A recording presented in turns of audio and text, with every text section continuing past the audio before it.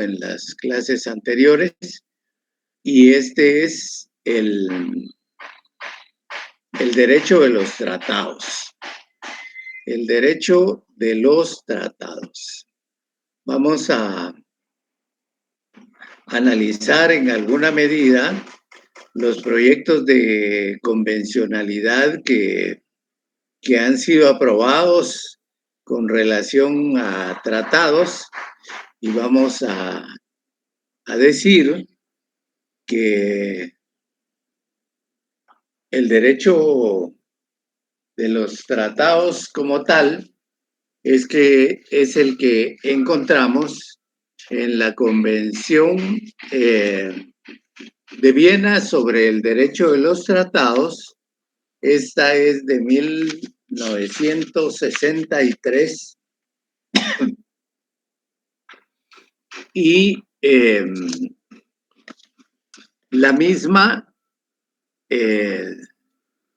fue ratificada por el Estado de Guatemala con la reserva conveniente con respecto al diferéndum insular, marítimo y territorial que existe con respecto al a Belice, que es todavía es un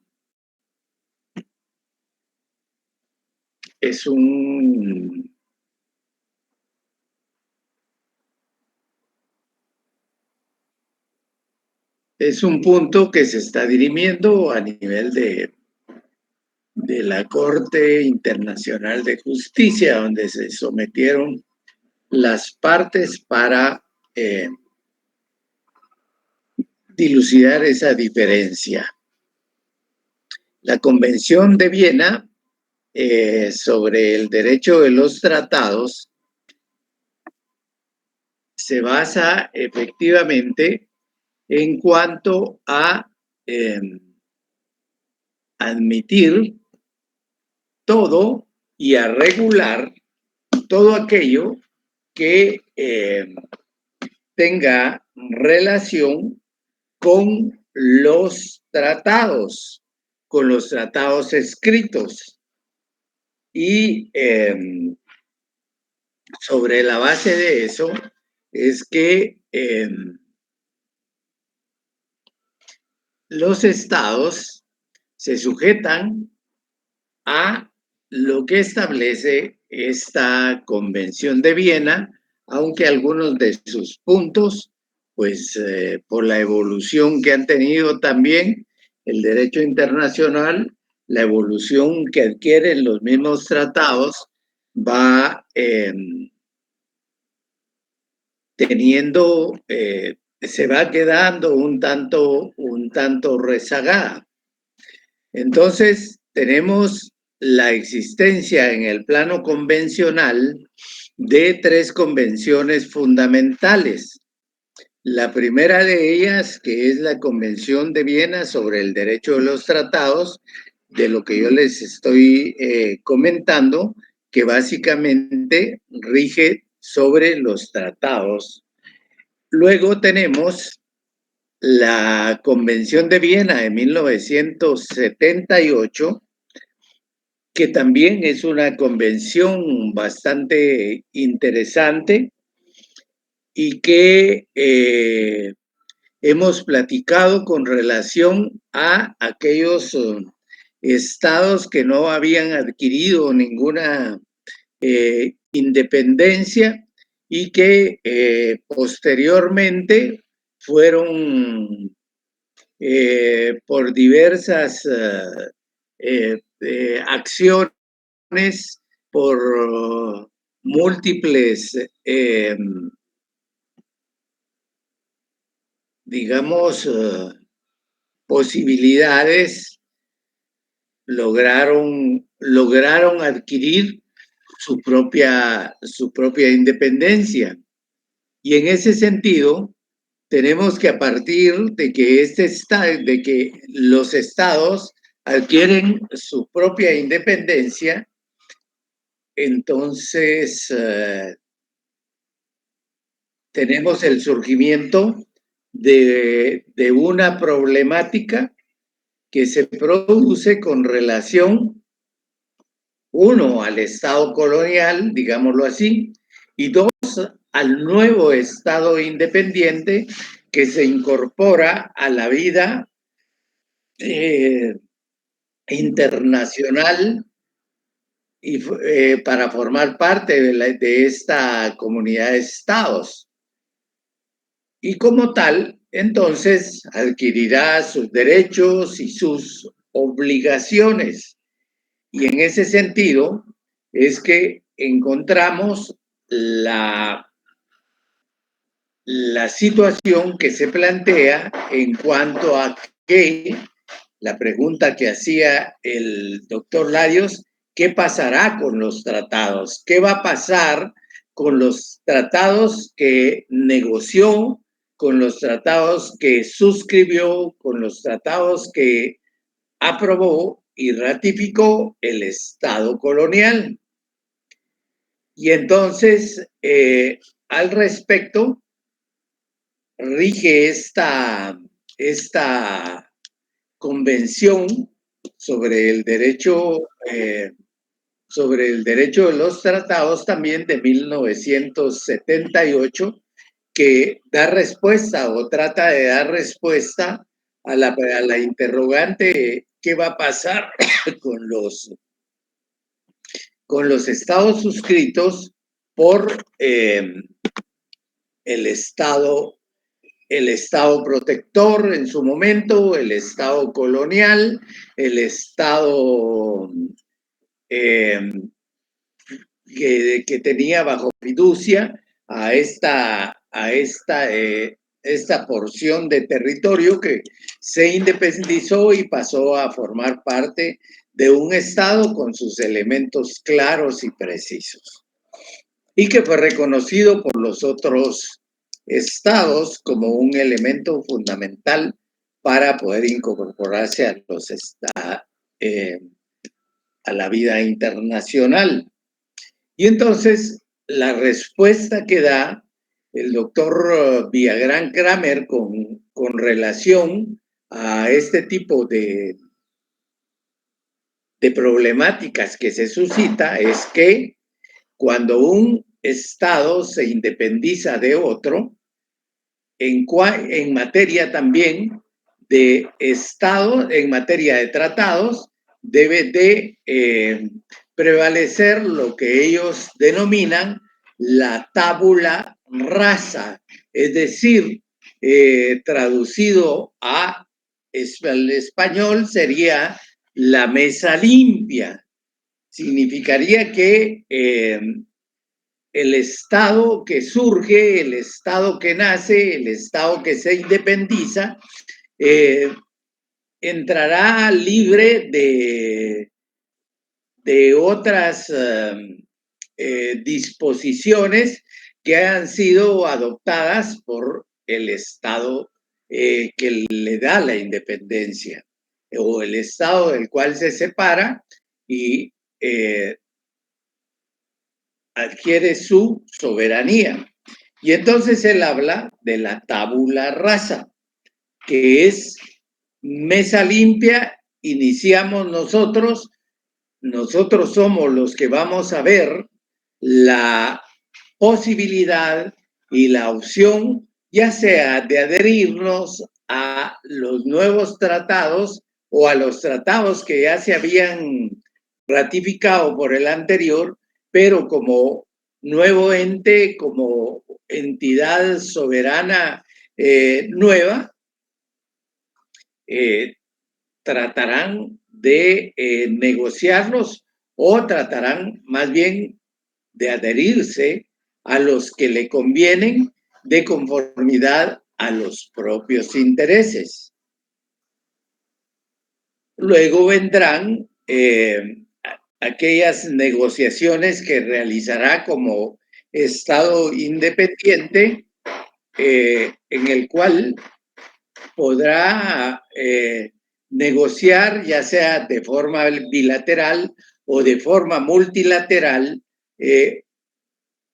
con otros estados, o bien adherirse de cualquier manera a aquellos tratados que ya hayan sido negociados y que interesan al propio Estado. Hablamos ahí un tanto de la Convención de Viena sobre relaciones consulares, Convención de Viena sobre relaciones diplomáticas, hablamos de los derechos que puedan darse en cuanto al mar, a la convención esa de los derechos del mar, es decir, una diversidad de convenciones a las cuales le interesará como un Estado nuevo adherirse. No obstante, la tabla limpia, la mesa limpia, la tabla rasa, no hay nada sobre ella. A pesar de eso, sí tendrá obligatoriedad de adoptar aquellos tratados que se refieren, en primer lugar, a lo que a toda la delimitación que tendrá de su territorio para constituirse Estado. Es decir, si el anterior, el Estado que lo libera, estaba negociando o negoció el límite el límite fronterizo o el límite que tendrá el Estado con los estados circunvecinos, entonces tendrá necesariamente, obligatoriamente que asumir esos tratados, toda vez que ya han sido negociados y se refieren a los límites dentro de los cuales ese Estado ejercerá su jurisdicción, ejercerá todas aquellas funciones propias de sus órganos administrativos, judiciales, legislativos. Entonces, todos esos tratados forman parte de la excepción y deben de adoptarse tal y como se encuentra. Y por último tenemos entonces, o resumiendo, decimos, tabula rasa, mesa limpia, excepciones de todas esas excepciones a ese concepto, será lo que se refiere a los límites territoriales. Y luego tenemos otra convención que también es importante, y les pregunto a ustedes cuál será esa convención. Si la primera hablamos de derecho de tratados, que es la Convención de Viena sobre el derecho de los tratados, luego la Convención de Viena sobre los tratados que celebran estados coloniales y que asumen en un momento determinado también los estados nuevos que surgen como estados independientes. Y la otra, ¿cuál sería? La otra convención, si analizamos en su momento cuáles eran los elementos del derecho, de los sujetos del derecho internacional. Pregunto a ustedes, ¿cuál sería esa otra convención de acuerdo a eso?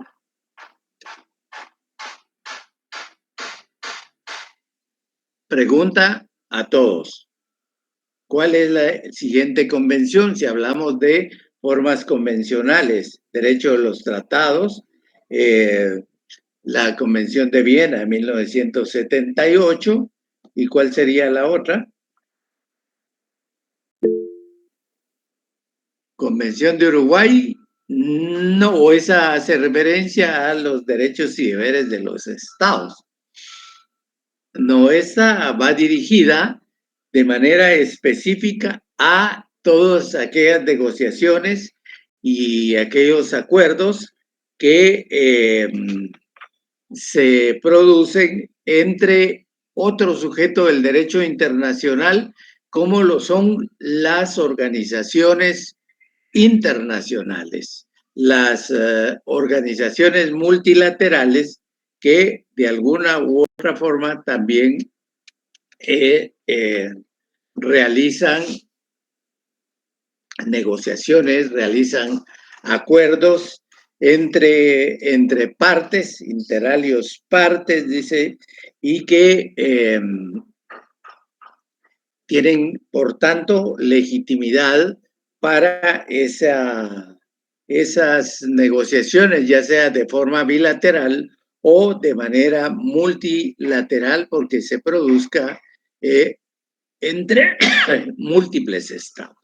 Entonces, esa otra forma convencional es la que rige esas relaciones que se dan entre estos entes con capacidad, con personalidad jurídica propia,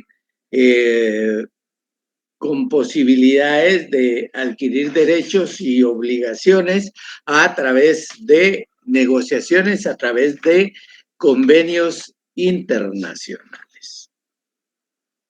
Existen, de acuerdo al doctor, en la legislación internacional dice que se producen dos convenios: el derecho de los tratados a nivel global, y luego tenemos a nivel regional, es decir, a nivel del continente americano, tenemos otro que se denomina Convención sobre Tratados. Y esa Convención sobre Tratados es la que se adopta en La Habana, Cuba, en el año de 1928, en la sexta conferencia interamericana, en donde determinan los estados la necesidad, los estados a nivel iberoamericano, la necesidad de crear un cuerpo normativo que les permita regular todo lo que se refiere a los tratados que se celebren dentro de este hemisferio. Y luego dice que son dos, una a nivel regional, de la que les acabo de decir, y la otra a nivel universal, que es la que hablamos, que es la Convención de Viena sobre el derecho de los tratados. Este último dice firmado el 23 de mayo de 1969 y vigente a partir del 27 de enero de 1980, en el cual, y Guatemala lo ratificó en 1996. Doctrina, dice el doctor, sobre los tratados. Y trata de iniciar o inicia explicando o tratando de definir el concepto de tratado. Y para el efecto, entonces, nos vamos a esta Convención de Viena sobre el derecho de los tratados, que tiene diversos segmentos. Dentro del primero, del Ministerio de Relaciones, del Presidente de la República, del Congreso de la República, por decreto 55-96 de fecha 26 de junio de 1996, aprueba la Convención de Viena sobre el derecho de los tratados, adoptada en esa ciudad el 23 de mayo de 1969. Y luego hay un considerando interesante en el que tratan de explicar el por qué se asume como importante y se ratifica esta convención, y dice el considerando que es conveniente que la República de Guatemala ratifique la citada convención, acto en el cual procede a confirmar las reservas presentadas al suscribirlas y formular una adicional en referencia al artículo 27. Es decir, aquí presenta, al ratificar esa convención, presenta algunas reservas y hace una adición al artículo 27 de esta convención. Por tanto, está en el ejercicio de las facultades, y el acuerdo es que ratifica la Convención de Viena sobre el derecho de los tratados, concluida en esta ciudad, en Viena, el 23 de mayo de 1969. El consentimiento es un elemento fundamental de los tratados, y dice: el consentimiento de la República de Guatemala en obligarse por dicha convención debe entenderse en los siguientes términos. Y aquí vamos a ver cuáles son los términos que fijó la República de Guatemala para ratificar la convención. Y dice la literal A: la República de Guatemala confirma formalmente las reservas 1 y 3 formuladas por ella al suscribir la Convención de Viena sobre el derecho de los tratados, y relativas respectivamente a que Guatemala no acepta ninguna disposición de la Convención que pueda perjudicar sus derechos y reclamación sobre el territorio de Belice, y ya que aplicará la disposición contenida en el artículo 38 de la misma, solo en los casos que considere que lo hace en interés nacional.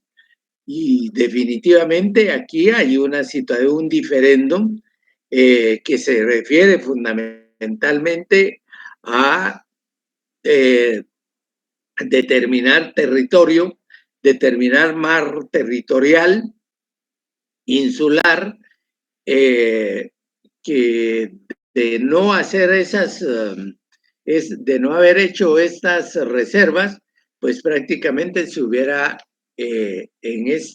con esta convención, se hubiera afectado los intereses de Guatemala.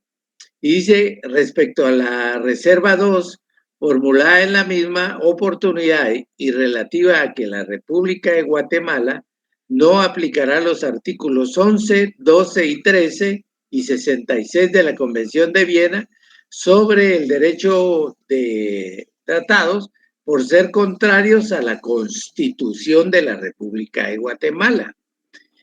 Entonces, no podemos contradecir la Constitución, aun y cuando se trate de convenciones internacionales.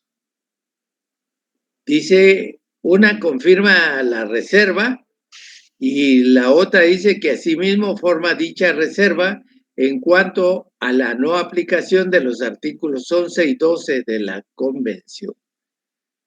Y luego dice, el consentimiento, es decir, esa manifestación de aceptación del Estado de someterse a las normas de esta convención con las reservas establecidas, dice, para obligarse por un tratado, se encuentra sujeta al cumplimiento de los requisitos y procedimientos establecidos en la Constitución, y la misma y la firma o rúbrica de un tratado por parte de su representante deberá entenderse que es siempre ad referéndum. Ese es otro concepto que dice ad referéndum, es firma la aprobación del convenio, pero esa firma está sujeta a la aprobación y el consentimiento de las autoridades legítimas para ello. Entonces tenemos acá lo importante de ese decreto con relación a esta Convención de Viena. Convención que luego dice que los estados partes en esta convención y entra a realizar una serie de advertencias, reconocimientos, afirmaciones, recordatorios,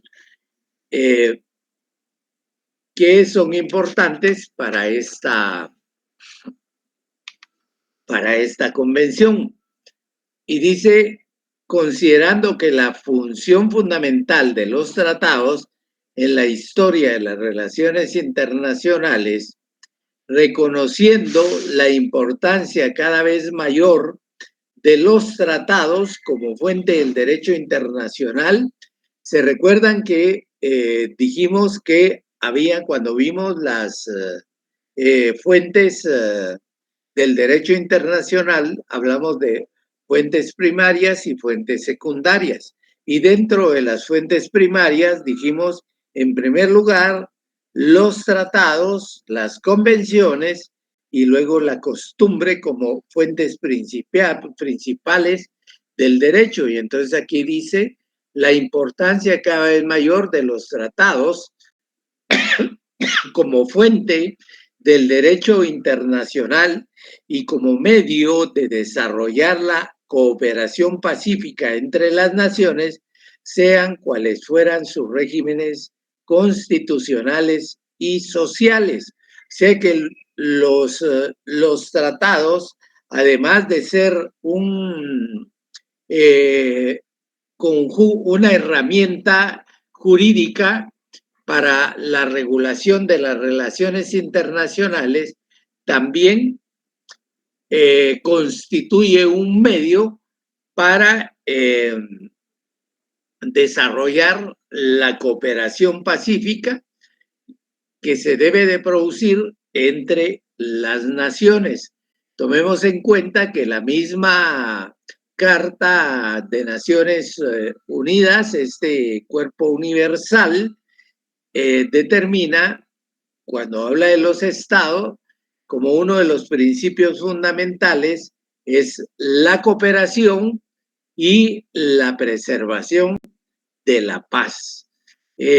Criterios que venían dándose con anterioridad cuando vemos al finalizar de la Primera Guerra Mundial el Tratado de Versalles, que crea la Sociedad de Naciones, que van siempre en la búsqueda de la paz, es decir, para la cooperación y el desarrollo de los mismos pueblos, el desarrollo de las mismas naciones. Y aquí es donde reconocen la importancia de los tratados como fuente y como medio de desarrollo.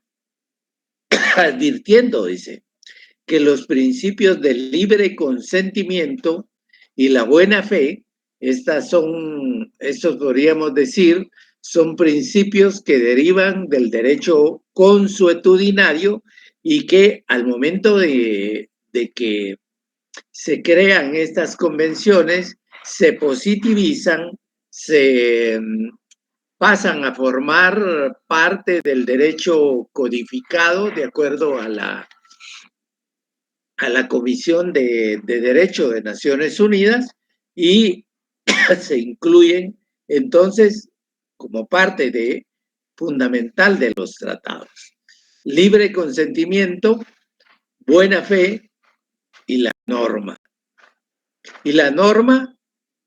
¿Cuál es la norma? Pacta sunt servanda, que están universalmente reconocidos, que vienen desde tiempos inmemoriales y que se plasman acá como una advertencia importante, subrayada con respecto a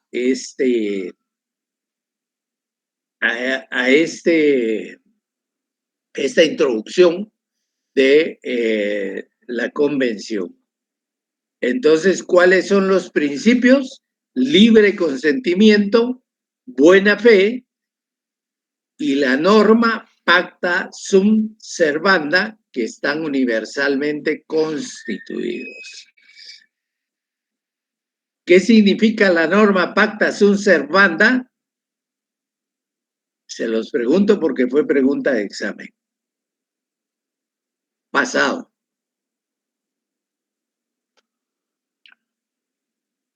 ¿Allí están? ¿O ya se durmieron? ¿O ya se retiraron? El tratado obliga, licenciado. ¿Qué manda? Dígame, El tratado obliga. Los tratados obligan. Todo lo firmado, todo lo suscrito, todo lo ratificado debe cumplirse. La norma se cumple. Lo ratificado, lo adoptado, lo aprobado,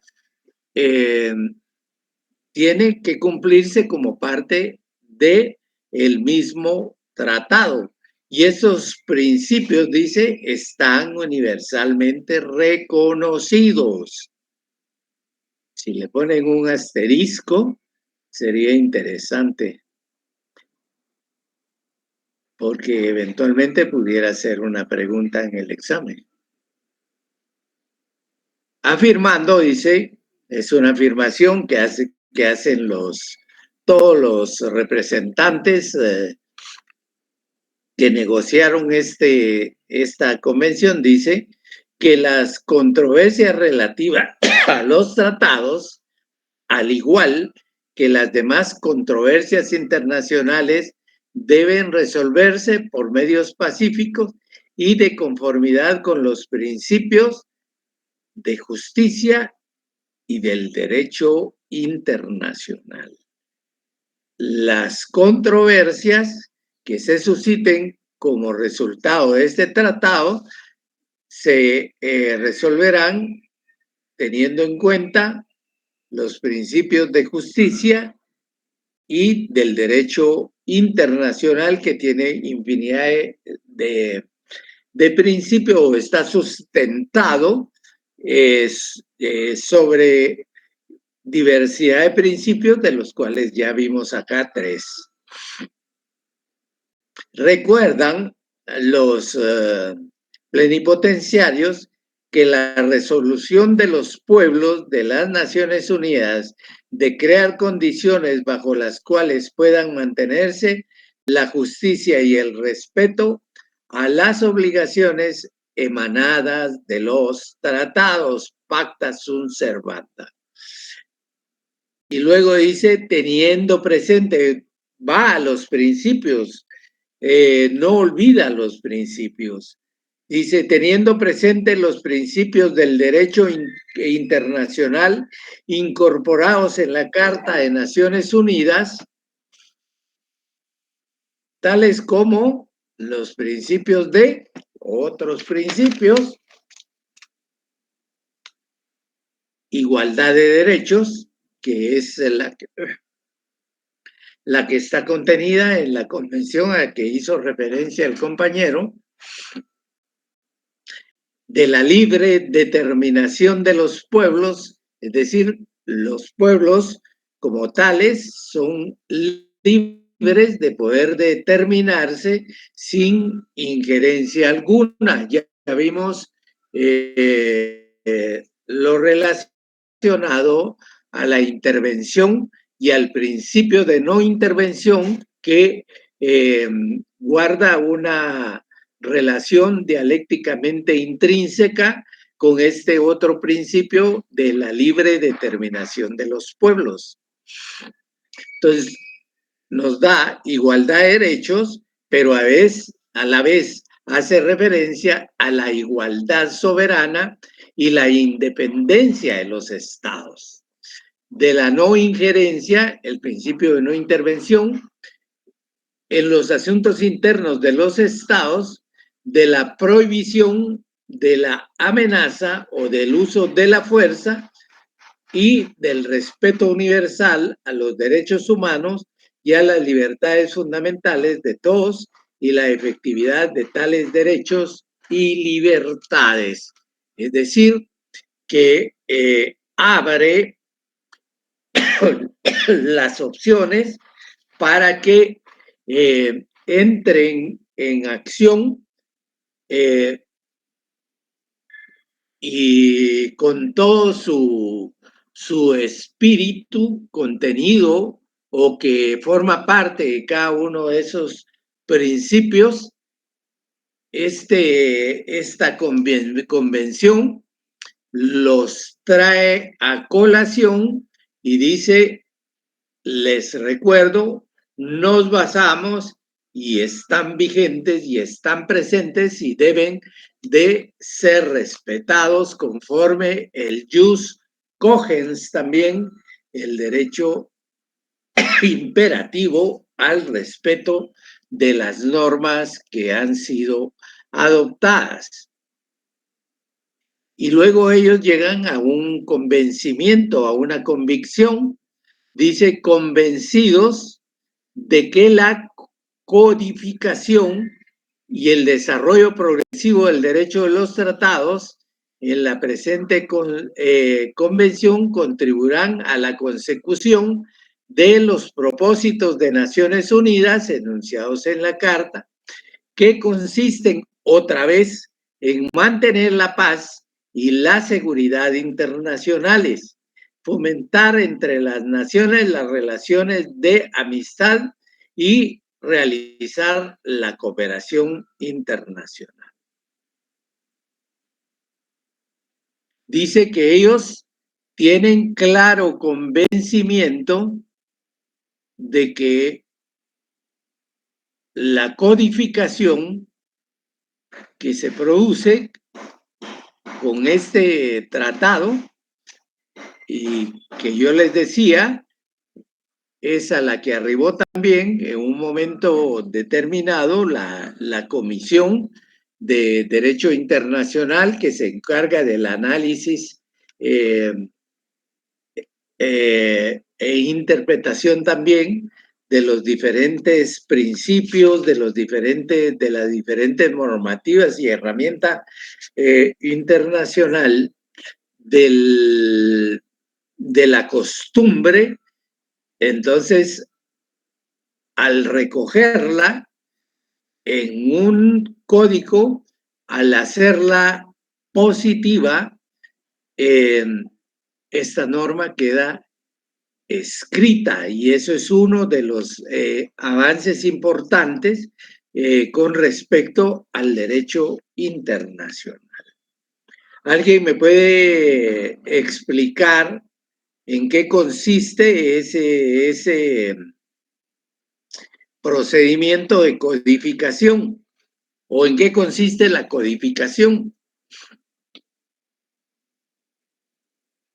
Pregunta importante para poder entender y diferenciar entre derecho consuetudinario y derecho codificado y escrito. Licenciado, ¿usted se refiere a la organización y creación de la normativa vigente? No. Yo me refiero a esta parte que hacen referencia a los plenipotenciarios, en la cual dice que están convencidos que la codificación y el desarrollo progresivo de los tratados logrados en la presente convención contribuirán a la consecución de propósitos de Naciones Unidas. Entonces, para ustedes, ¿qué es codificación? Gustavo. Sí, licenciado, yo lo entiendo que es crear un ordenamiento jurídico legal a base de los tratados. Muy bien, significa la compilación de todo lo que vimos ahí, escuchamos, leímos, de principios, de advertencia, de afirmaciones que le dan lugar al derecho internacional y que lo compila en una norma o en un tratado, que en este caso es el tratado de el derecho de los tratados. Elabora todo ese conjunto de normas que se basan en principios y luego establece los procedimientos para crear esta ley. En un momento determinado, tal vez para ser un poco más claro, en un momento determinado, lo que existía era una costumbre, era la aplicación o el reconocimiento por parte de los estados de determinadas acciones que como tales eran reconocidas con carácter obligatorio y observadas por los estados.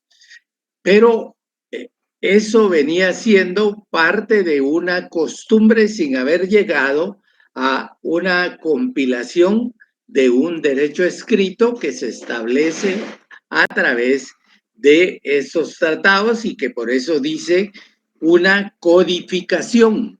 Cuando hablamos de ello, como que recordamos, nos vamos un poco a nuestra cultura general y vemos el pensum de estudio nuestro y que por allá aparece un código civil, un código penal, un código de procedimientos penales, que significa que hay una compilación de normas que establecen principios, conceptos y procedimientos dentro de los cuales deberán actuar los litigantes, las partes dentro de un proceso y en este caso los estados propiamente, que son los que son a quienes va dirigida esta Convención de Viena sobre el derecho de los tratados. ¿Hacia quiénes va dirigida? Hacia los estados y entonces como tal pasa a constituir un cuerpo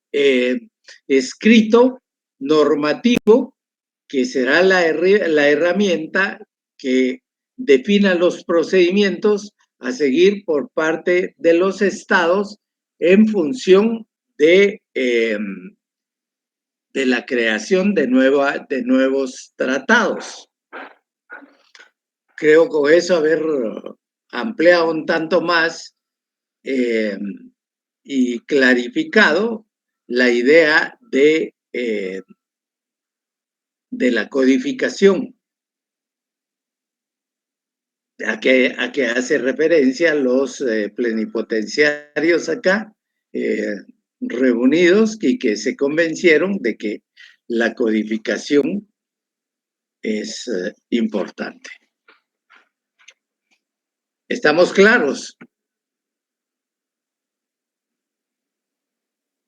Más oscuro que la noche no pudo haber quedado, ¿sí? Pregunto. Está claro, licenciado. Bueno, muchas gracias.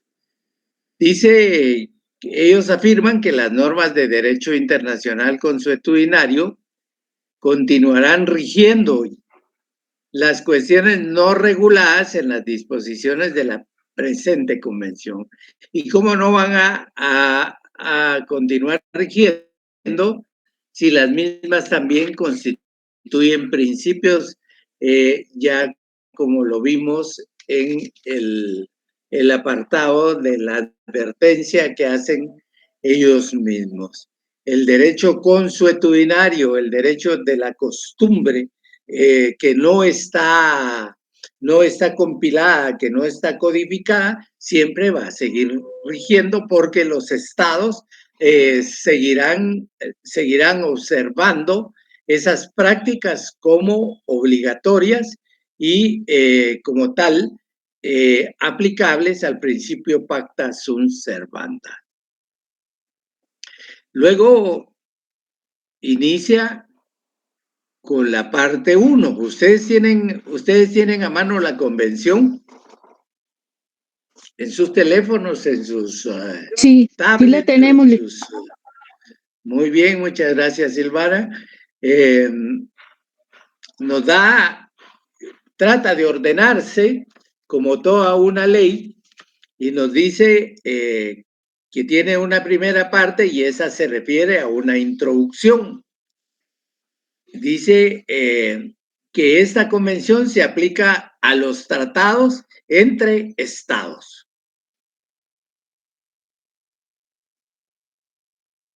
¿Alguien me explica eso, por favor?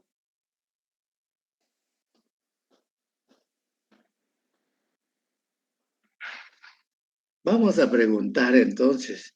Flor de María, artículo 1, ¿cómo lo explicamos?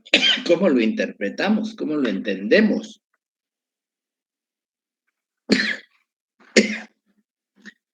Flor de María Morales García. Disculpe, licenciado, no le pude escuchar, se me cortó un poquito la señal. Bueno, ahorita sí ya más claro. Si no me puede explicar el artículo primero de la parte 1, que se refiere a la introducción, que es alcance de la presente convención. Ese es el epígrafe.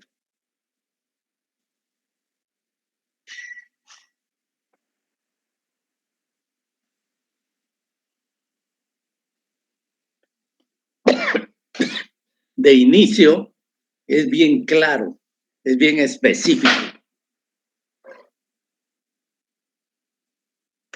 ¿Ya la leyó?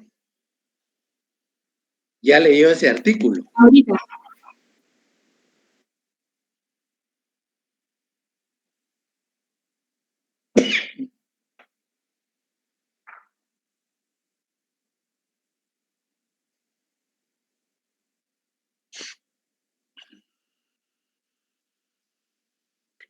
Fíjese que Esta convención se aplica a todos los tratados que son ratificados por los estados, que son los acuerdos internacionales que estos celebran.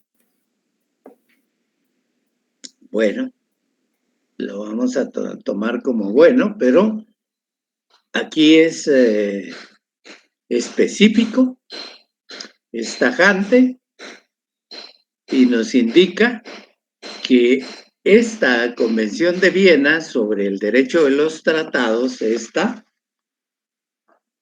¿la logran ver? Dice, únicamente es aplicable ¿a quiénes? A los tratados que se celebran entre estados. ¿Cómo iniciamos la clase del día de hoy?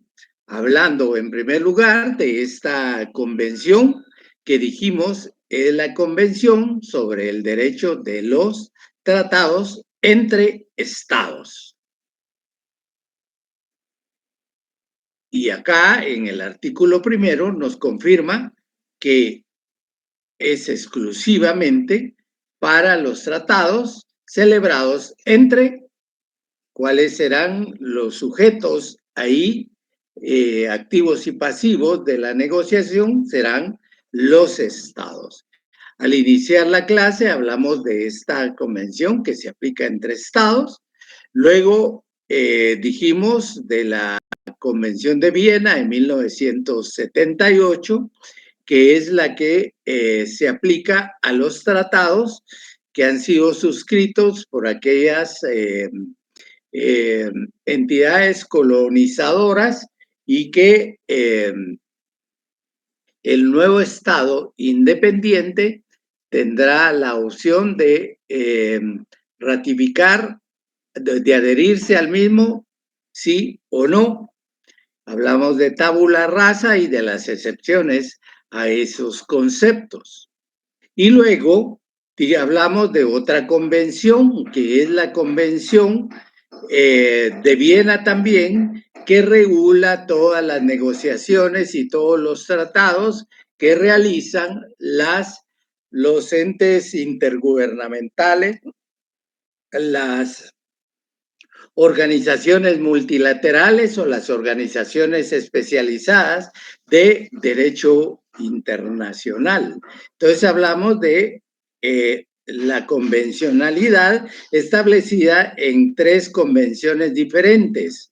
La primera, que es esta, que regula los tratados que se celebran entre estados.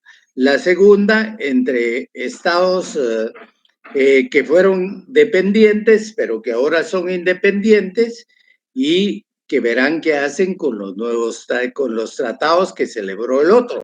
Y luego tenemos la Convención de Viena entre organizaciones internacionales.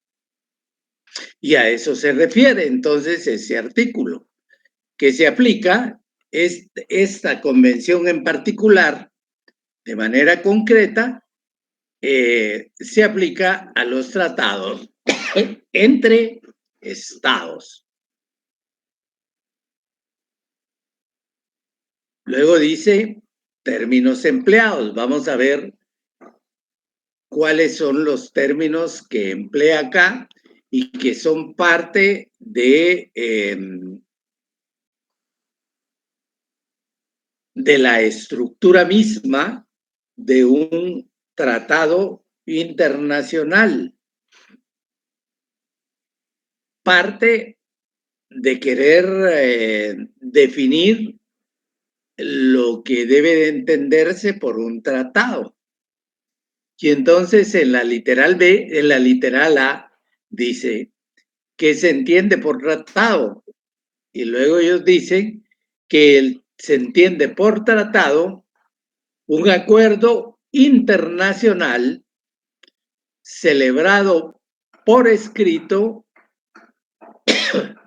entre estados y regido por el derecho internacional, ya conste en un instrumento único o en 2 o más instrumentos conexos y cualquiera que sea su denominación particular. Desglosémoslo, tratemos de entenderlo, de entender la definición del tratado de acuerdo con el derecho internacional. Nos dice que es un acuerdo y que ese acuerdo se celebra, subrayen ahí, resalten su texto, su ley. ¿Alguien pregunta? ¿Alguien preguntaba? Alison Reyes. Bueno, entonces hablamos de un acuerdo internacional celebrado como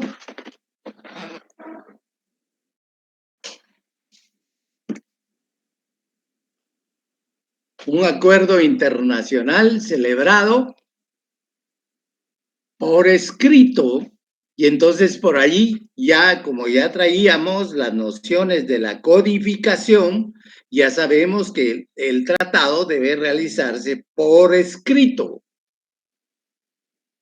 Y que adelantándonos un tanto a la idea de lo que es un tratado, que debe de llevarse a cabo por escrito, porque la razón de ello está en que el mismo debe, de conformidad con el artículo 102 de la Carta de las Naciones Unidas, el mismo debe de registrarse en la Secretaría de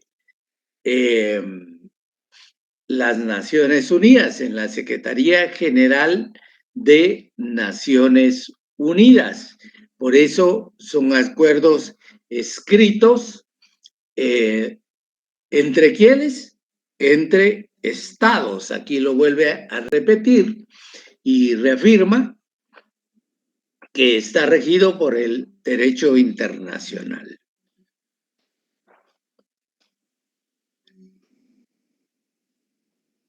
Luego dice que conste en un instrumento único o en dos o más instrumentos conexos. Y es que nos vamos a adelantar un tanto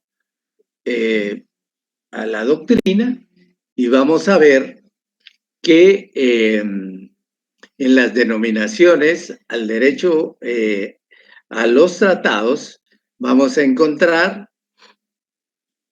el tratado marco y luego si este tratado necesita ser modificado o necesita ser ampliado o reducido, entonces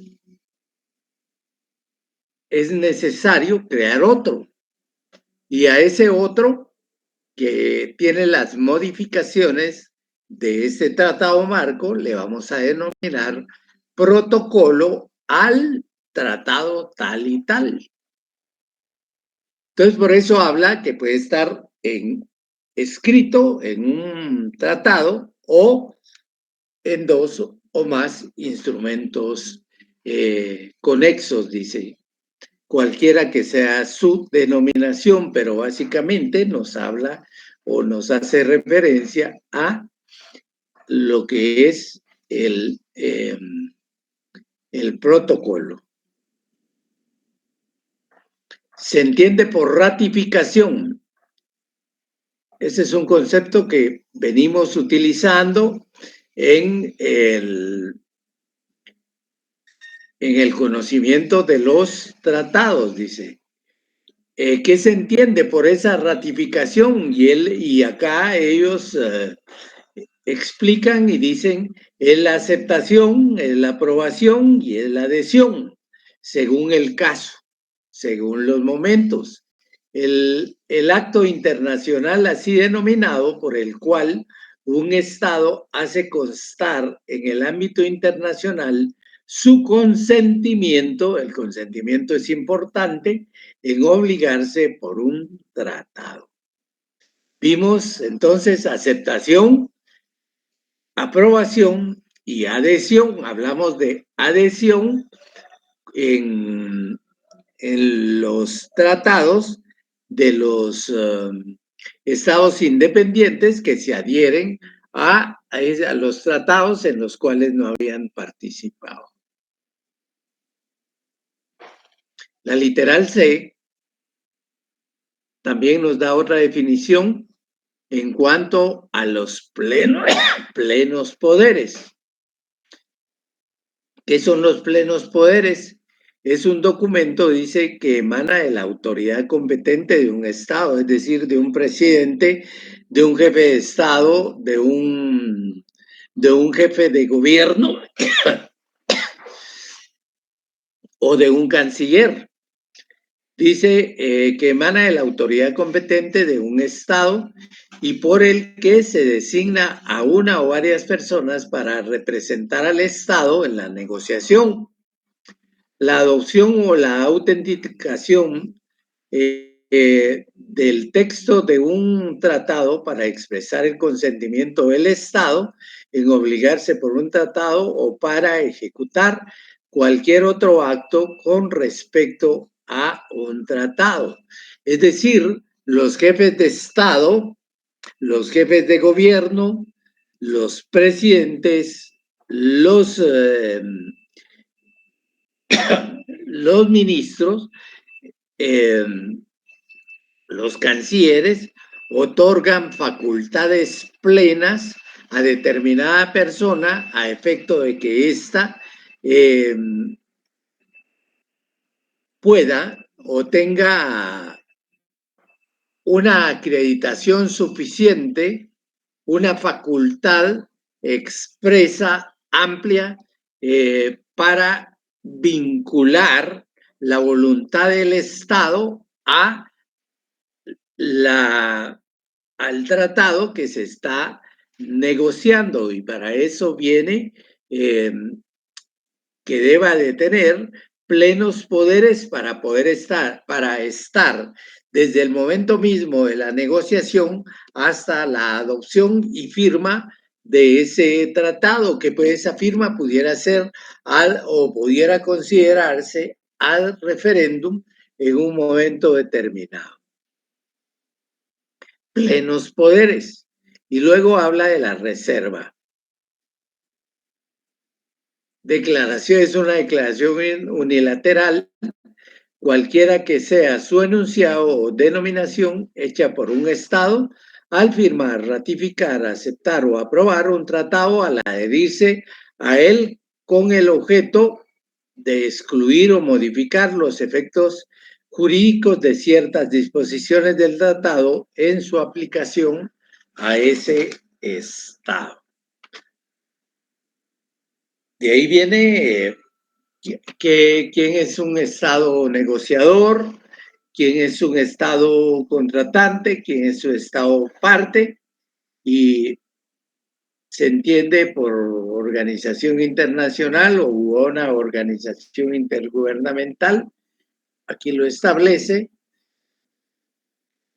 y les vamos a dejar a ustedes como parte de su análisis y de sus estudios, bueno, la lectura de esta convención sobre el derecho de los estados, en el que el elemento esencial y fundamental son los estados.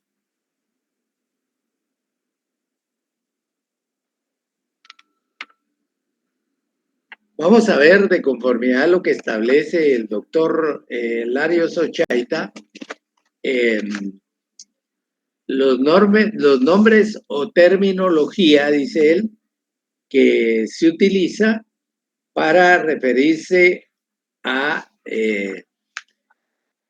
los tratados. Entonces nos habla de arreglo, dice tratado y convención. En primer lugar, hace referencia a un arreglo, al modus vivendi, al cartel, al pacto, al protocolo, que era lo que les explicaba, a la declaración, al concordato. El concordato es el que esencialmente se celebra entre los estados y el Estado del Vaticano. Ellos regularmente sus negociaciones las realizan por medio de concordato. Luego tenemos lo que es una carta, hablamos en la que está constituida la estructura de un organismo internacional, como es Carta de Naciones Unidas, Carta de la OEA, dentro de algunas. Luego hay un proceso verbal también, intercambio de notas que se realizan entre las cancillerías o las embajadas, un compromiso arbitral, eso es muy importante, el compromiso arbitral en el cual los estados se comprometen por medio de esa cláusula, por medio de ese compromiso, a que en caso de diferencias o de interpretaciones distintas que le puedan dar al tratado, deban de acudir a un tribunal de carácter arbitral o a un tribunal internacional como es la Corte Internacional de Justicia. Así también tenemos lo que se denomina, lo que denominan en la terminología y jerga internacional a lo que es el armisticio, que es un acuerdo de voluntades, establece el doctor, que necesita de una manifestación solemne de voluntad posterior y que pone fin a las hostilidades entre dos estados. ¿Cómo podríamos ver el armisticio? Dos estados confrontados de forma bélica, inmersos en una guerra en la cual ni la gana uno ni la gana el otro, y que por intersección de, ya sea de otros estados o de el Consejo de Seguridad, se logre disminuir esa belicosidad que existe entre los estados, y entonces emiten un acuerdo de pacificar las armas sin que ello signifique que han finalizado la guerra. Y entonces lo que se da es un acuerdo de armisticio, que lo vemos claro en las dos Coreas, que estuvieron en guerra en 1950-51, pero que siempre están en constantes contradicciones y vigilancia del uno al otro, al extremo que han creado un polo en el cual se vigila uno a otro. Están los soldados de una parte y los soldados de la otra, y están con sus armas en constante vigilancia. Eso es el armisticio, el acuerdo de poner fin a las hostilidades que se producen como resultado de la guerra, sin poner fin a la guerra misma. Luego tenemos un memorándum de entendimiento. Este se produce básicamente en acciones de carácter comercial, de carácter mercantil, entre los estados partes, bases de entendimiento o memorándum de entendimiento. Nos vamos a quedar aquí porque ya son casi las 4:45 y ustedes tienen una clase seguida a esta. Los voy a dejar entonces para que puedan prepararse para su siguiente clase.